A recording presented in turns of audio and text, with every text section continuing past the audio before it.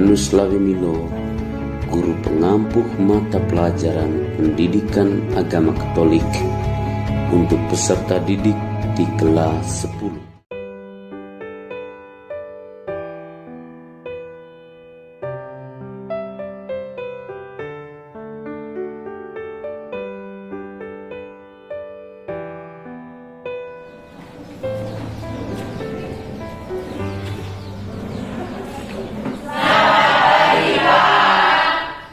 Selamat pagi anak-anak. Selamat pagi, Pak. Apa kabar hari ini? Baik. Sehat? Sehat. Siap menerima pelajaran? Siap. Kita awali pertemuan kita pembelajaran pada hari ini dengan doa pembukaan. Bila saya persilakan untuk membuka pembelajaran hari ini dengan doa. Silakan. Marilah kita berdoa dalam nama Bapa dan Allah Bapa yang Maha Baik. Engkau menciptakan kami sebagai laki-laki dan perempuan semartabat, secitra dan sederajat. Sekalipun kami memiliki kekasan dan perbedaan, Engkau tetap menghendaki kami bersatu dan saling melengkapi. Engkau mencintai kami dan memanggil kami untuk senantiasa saling membantu dan mengembangkan sehingga kami semakin sempurna. Berkatilah kami ya Tuhan, supaya kami tidak pernah lelah, selalu mengusahakan yang terbaik dan menjunjung martabat satu sama lain sesuai dengan kehendak-Mu. Dengan pengantaran Kristus Tuhan kami. Amin. Dalam nama Bapa Terima kasih. Silakan duduk. Terima kasih, Pak. Baik adik-adik sekalian,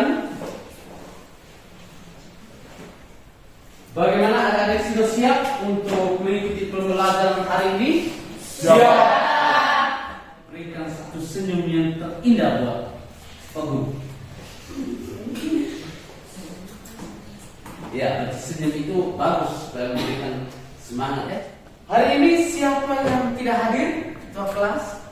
Berapa orang yang tidak hadir? satu orang. Nama siapa? Hilarius Paga. Hilarius Paga. Oke, terima kasih Hilarius Paga. Kenapa dia tuh? Tanpa keterangan guru. Oh, bolos pasti. Ya. Tidak? Atau Alfa? Oke, terima kasih. Baik. Berarti hari ini kita satu orang yang tidak hadir. Tujuan pembelajaran kita yang pertama itu peserta didik dapat menjelaskan pandangan masyarakat tentang kedudukan laki-laki dan perempuan secara jelas. Peserta didik dapat menjelaskan apa arti kesetaraan gender secara benar. Peserta didik mampu mengidentifikasikan upaya untuk mewujudkan kesetaraan dalam masyarakat secara benar dan terurut. Kemudian yang terakhir, peserta didik mampu menjelaskan pandangan kitab suci tentang kesetaraan laki-laki dan perempuan secara benar dan terurut. Kegiatan pembelajaran kita hari ini akan melewati langkah-langkah sebagai berikut. Yang pertama, kita akan menyimak artikel.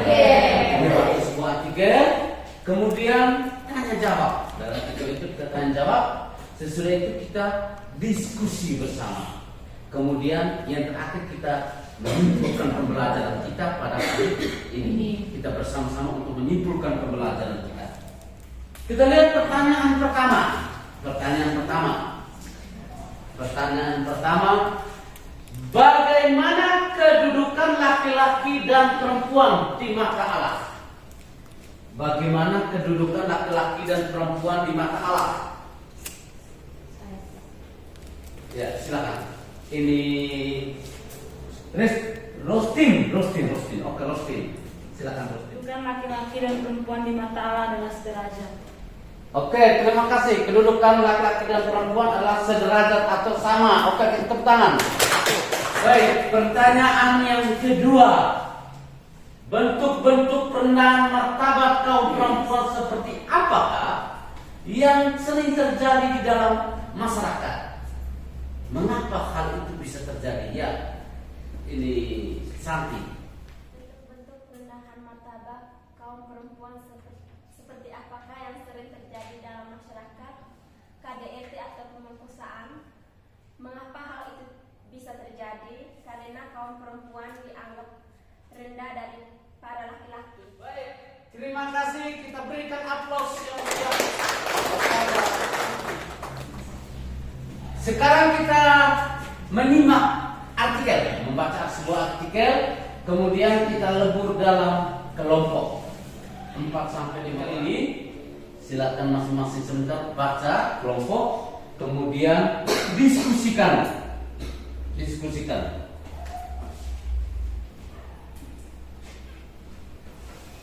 Bagi ke belakang.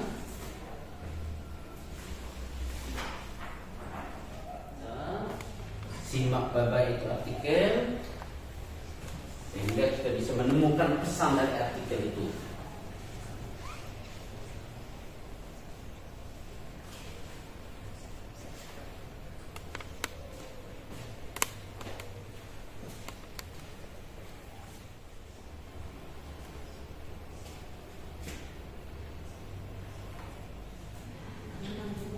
Peran keluarga dalam mengajar makna tentang kedudukan laki-laki dan perempuan. Peran keluarga, peran bapak, mama, berperan bagaimana kita mengajarkan tentang kedudukan laki-laki dan perempuan. Nanti misalnya bapak mengajar kepada anak laki-lakinya bagaimana dia mampu untuk menghormati perempuan atau mengajak dia bagaimana mereka harus melakukan pekerjaan-pekerjaan yang antara perempuan dan laki-laki itu dilihat sebagai sesuatu yang sederhana. Sudah.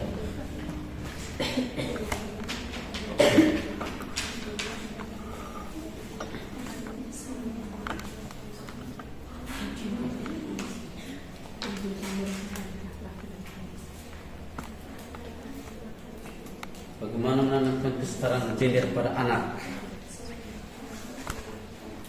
Kesetaraan gender pada anak.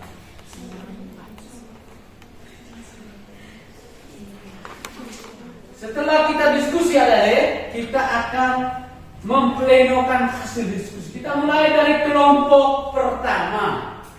Terima kasih. Kami dari kelompok 1 akan mempresentasikan hasil kerja kelompok kami. Bagaimana peran keluarga dalam mengajarkan makna tentang kedudukan antara laki-laki dan perempuan? Peran keluarga dalam mengajarkan makna tentang kedudukan antara laki-laki dan perempuan. Dalam keluarga harus mengajarkan kepada anak laki-laki untuk selalu menghargai perempuan. Selain itu, dalam keluarga juga harus mengajarkan laki-laki untuk selalu membantu perempuan dalam melakukan pekerjaan rumah tangga seperti memasak dan mencuci piring. Terima kasih. Baik, terima kasih.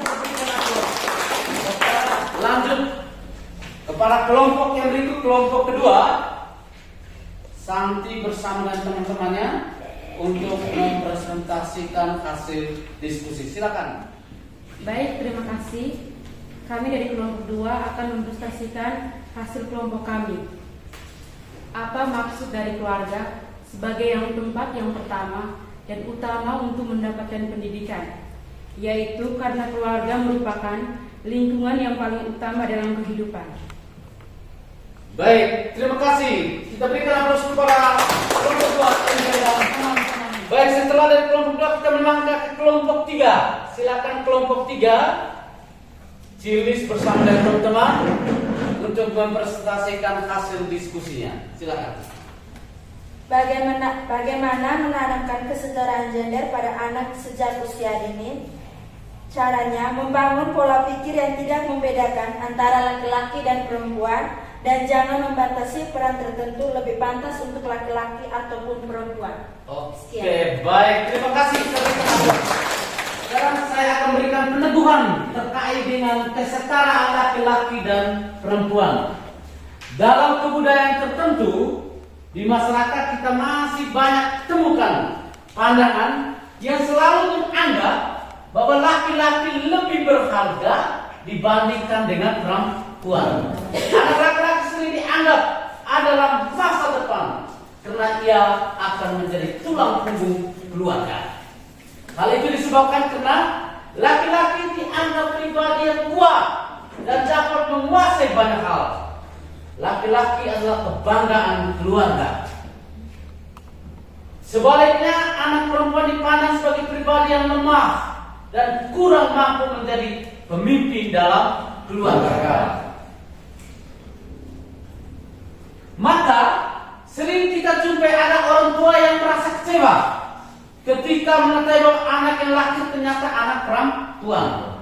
Dalam banyak hal, anak laki-laki sering lebih banyak memiliki kesempatan untuk mendapat pendidikan yang tinggi dan perempuan kurang memperoleh kesempatan yang sama. Ini yang disebut dengan budaya patriarki atau patriarkat, yakni budaya memandang kedudukan kaum laki-laki lebih penting daripada kedudukan kaum perempuan. Kesetaraan gender adalah suatu kondisi di mana semua manusia, baik laki-laki maupun perempuan, bebas mengembangkan kemampuan personal mereka dan membuat pilihan-pilihan tanpa dibaca oleh stereotip peran gender yang kaku. Hal ini bukan berarti bahwa perempuan dan laki-laki harus selalu sama, tetapi hak, tanggung jawab dan kesempatan tidak dipengaruhi oleh apakah mereka dilahirkan sebagai laki-laki ataupun sebagai perempuan. Sekarang kita lanjut dengan pendalaman kitab suci tentang kesetaraan laki-laki dan perempuan. Kita akan mendalami teks kitab suci Kejadian bab 2 ayat 18 sampai 23. Bacaan dari kitab Kejadian bab 2 ayat 18 sampai 23. Tuhan Allah berfirman, "Tidak baik kalau manusia itu seorang diri saja. Aku akan menjadikan penolong baginya yang sebadan dengan dia." Lalu Tuhan Allah membentuk dari tanah segala binatang hutan dan segala burung di udara. Dibawanyalah semuanya kepada manusia itu untuk melihat bagaimana ia menamainya, dan seperti nama yang diberikan manusia itu kepada tiap-tiap makhluk yang hidup, demikianlah nanti nama makhluk itu. Manusia itu memberi nama kepada segala ternak, kepada burung-burung di udara, dan kepada segala binatang hutan, tetapi baginya sendiri ia tidak menjumpai penolong yang sebadan dengan dia. Lalu Tuhan Allah membuat manusia itu tidur nyenyak. Ketika ia tidur, Tuhan Allah mengambil salah satu rusuk daripadanya, lalu menutup tempat itu dengan daging. Dan dari rusuk yang diambil Tuhan Allah dari manusia itu, dibangunnyalah seorang perempuan, lalu dibawanya kepada manusia itu. Lalu berkatalah manusia itu, "Inilah dia, tulang dari tulangku dan daging dari dagingku. Ia akan dinamai perempuan, sebab ia diambil dari laki-laki." Demikianlah sabda Tuhan. Syukur kepada Allah. Baik, setelah kita membaca teks kitab suci dari kitab Kejadian, kita coba mendalami sekali lagi teks itu, kemudian kita coba menjawab pertanyaan-pertanyaan berikut. Pertanyaan pertama, siapa yang menghendaki supaya manusia laki-laki tidak seorang diri? Kira-kira mengapa? Silakan. Siapa yang menghendaki supaya manusia atau laki-laki tidak seorang diri? Allah sendiri. Karena Allah menginginkan manusia hidup bersama atau berdampingan. Oke, terima kasih kepada Elis yang sudah menjawab. Pertanyaan kedua, siapa yang dimaksudkan dengan penolong bagi laki-laki? apakah yang satu lebih tinggi dari yang lain? Siapa yang menjawab? Silakan. Siapa yang dimaksud yang penolong bagi laki-laki, perempuan? Apakah yang satu lebih tinggi dari yang lain? Tidak, mereka sama atau sederajat. Oke, kita berikan aplaus untuk. Baik, kita masuk dalam pertanyaan yang ketiga. Berdasarkan ayat 23, apakah ini pengakuan sederajat atau menganggap yang satu lebih hebat dari yang lain? Silakan Hilda. Di ayat 23, perempuan dan laki-laki itu sederajat dan tidak ada perempuan yang lebih hebat dari laki-laki dan begitu pun tidak ada laki-laki yang lebih hebat dari perempuan. Sekian dan terima kasih. Oke, baik, baik, kita penemuan dari kitab suci terkait dengan kesetaraan laki-laki dan perempuan. Pria dan wanita itu diciptakan Tuhan untuk saling melengkapi, untuk menjadi teman hidup. Pria sudah tidak lengkap. Kalau hanya dilahirkan sejak pria saya tidak lengkap ya. Harus ada yang perempuan. Allah sendiri berkata, tidaklah baik kalau manusia itu seorang diri saja, atau akan menjadikan seorang penolong baginya yang sepadan dengan dia. Itu dalam Kejadian bab 2 ayat 18. Untuk menyatakan bahwa wanita sungguh-sungguh merupakan kesatuan dengan pria, maka Tuhan menciptakan itu bukan dari bahan lain, bukan dari tulang kaki atau tulang tangan, tetapi dari tulang rusuk pria itu sendiri. Kita semua diambil dari kaum perempuan itu diambil dari tulang rusuk, bukan dari tulang kepala atau tulang kaki atau tulang tangan. Kalau ambil dari tulang tangan berarti laki-laki biasanya pukul terus perempuan itu, atau dari tulang kaki itu berarti harus ditendang terus-terus ke perempuan. Tapi dia diambil dari tulang rusuk. Kenapa diambil tulang rusuk? Supaya pria itu bisa melindungi perempuan. Karena diambil dari tulang rusuk, maka ada istilah aku adalah dilahirkan dari tulang rusukmu. Seperti itu. Di dalam teks tadi itu ada tulisan Katekismus Gereja Katolik. Kita diminta untuk mendalami Katekismus Gereja Katolik atau KGK artikel 371 sampai 373 yang berbicara tentang kesetaraan laki-laki dan perempuan. Ya silakan kita. Bagus. Kita minta Silis untuk membacakan teks ini. Silakan. Katekismus Gereja Katolik artikel 371. Allah menciptakan pria dan wanita secara bersama dan menghendaki yang satu untuk yang lain. Sabda Allah menegaskan itu bagi kita melalui berbagai tempat dalam kitab suci. Tidak baik kalau manusia itu seorang diri saja. Aku akan menjadikan penolong baginya yang sepadan dengan dia. Kejadian bab 2 ayat 18.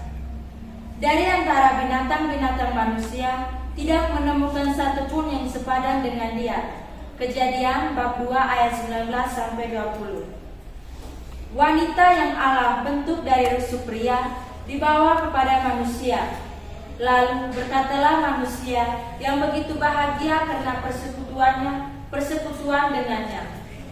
Inilah dia, tulang dari tulangku dan daging dari dagingku. Kejadian bab 2 ayat 23. Pria menemukan wanita itu sebagai aku yang lain, sebagai sesama manusia. Artikel 372.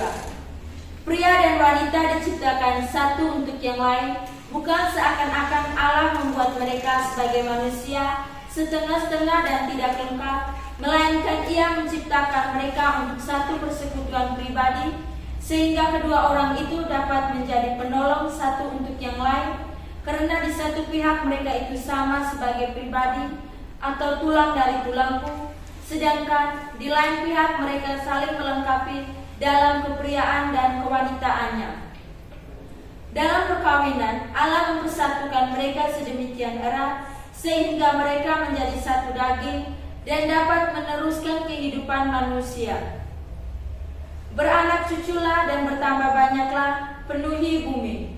Dengan meneruskan kehidupan kepada anak-anaknya, pria dan wanita sebagai suami istri dan orang tua bekerja sama dengan karya pencipta atas cara yang sangat khusus. Artikel 373. Menurut rencana Allah, pria dan wanita memiliki panggilan supaya sebagai wakil yang ditentukan Allah menaklukkan dunia. Keunggulan ini tidak boleh menjadi kelaliman yang merusak. Diciptakan menurut citra Allah yang mengasihi segala yang ada, pria dan wanita terpanggil untuk mengambil bagian dalam penyelenggaraan ilahi untuk makhluk-makhluk lain. Karena itu, mereka bertanggung jawab untuk dunia yang dipercayakan Allah kepada mereka. Sekarang kita dalami pertanyaannya. Pertanyaannya, apakah yang dimaksud dengan penolong yang sepadan menurut Katekismus Gereja Katolik? Penolong yang sepadan menurut Katekismus Gereja Katolik.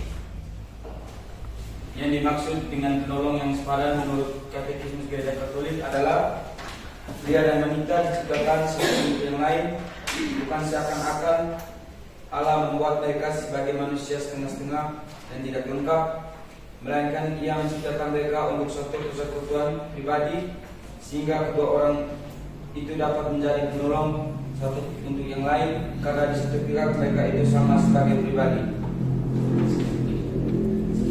Sekian dan terima kasih.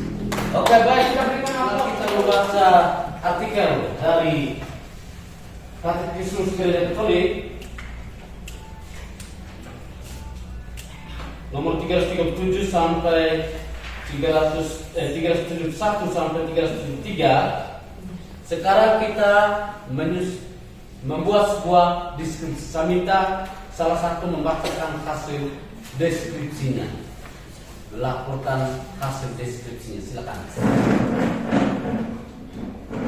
Dalam kitab Kejadian bab 2 ayat 18, Allah berfirman, "Tidak baik kalau manusia itu seorang diri saja.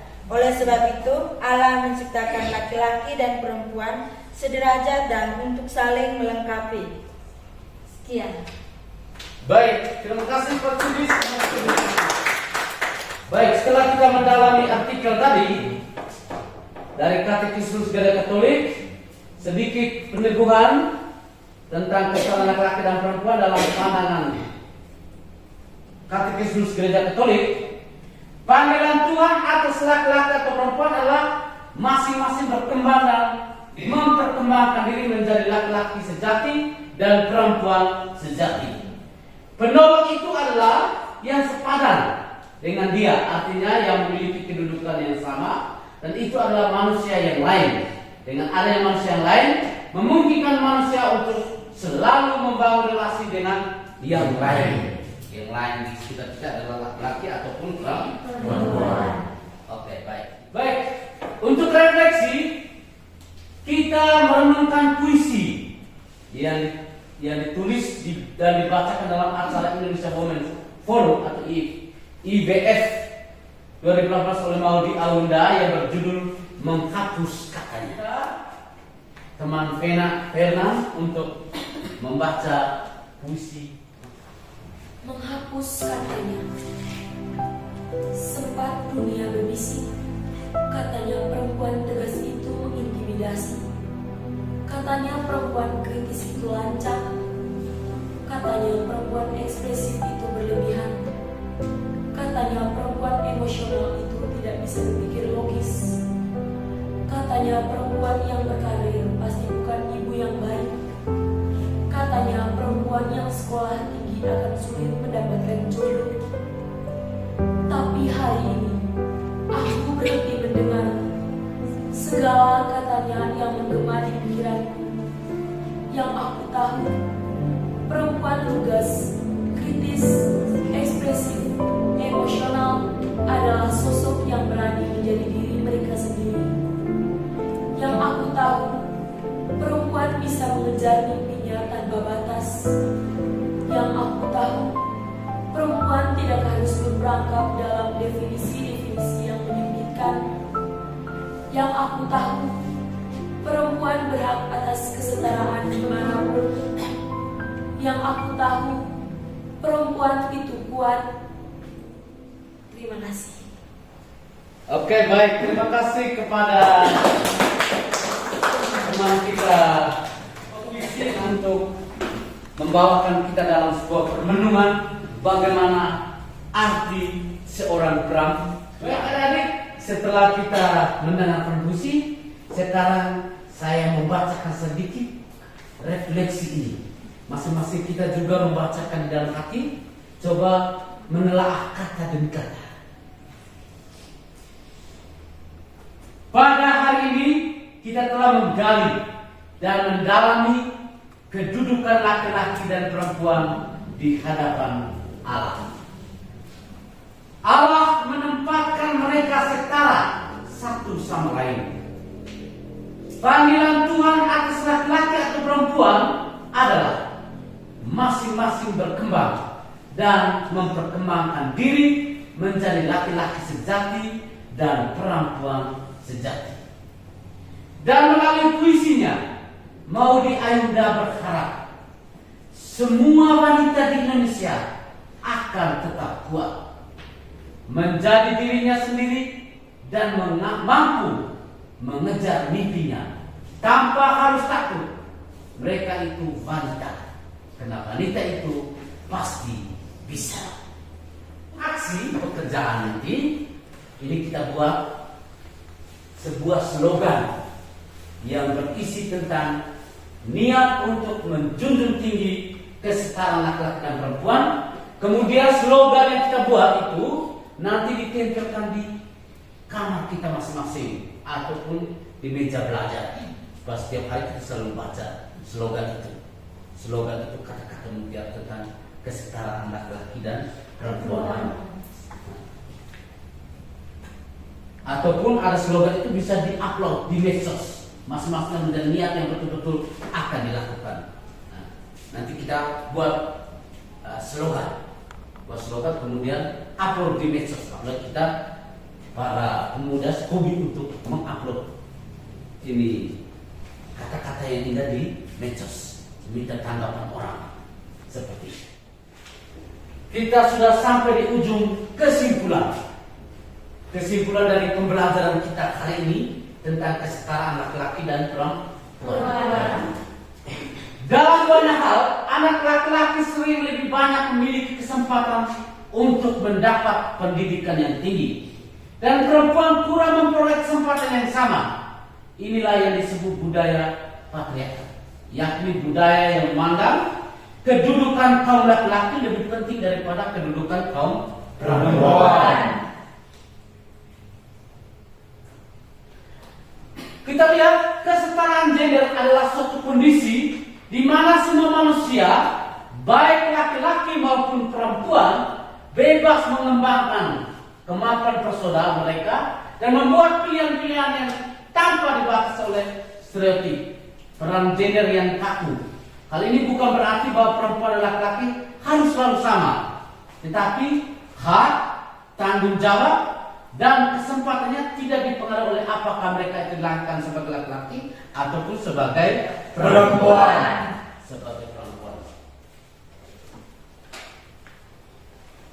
Pria dan wanita diciptakan oleh Tuhan untuk saling melengkapi, untuk menjadi teman hidup.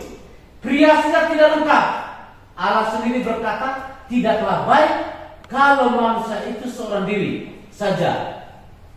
Aku akan menjadikan seorang penolong baginya yang sepadan dengan dia. Kemudian dalam katekismus Gereja Katolik disebutkan bahwa pria dan wanita diciptakan satu untuk yang lain. Bukan seakan Allah membuat mereka sebagai manusia yang setengah atau tidak lengkap, melainkan Ia menciptakan mereka untuk satu persekutuan berbalik sehingga kedua orang itu dapat menjadi penolong untuk yang lain, karena dia di satu pihak mereka itu sama sebagai pribadi, tulang dari tulangku, sedangkan di lain pihak mereka saling melengkapi dalam kepriaan dan kewanitaan. Namanya laki-laki dan perempuan itu pasti saling melengkapi. Kalau hanya laki-laki, rasanya ada yang kurang. Kalau hanya perempuan, pasti ada yang kurang. Kita membutuhkan, saling melengkapi, saling membutuhkan antara laki-laki dan perempuan. Maka di sini antara laki-laki dan perempuan itu adalah sederajat. Untuk pembelajaran kali berikut, kita akan belajar manusia sebagai citra di pembelajaran berikut. Untuk menutup semua rangkaian pembicaraan kita hari ini dengan doa. Doa ini kita ambil dari Mazmur 113. Kita berdiri.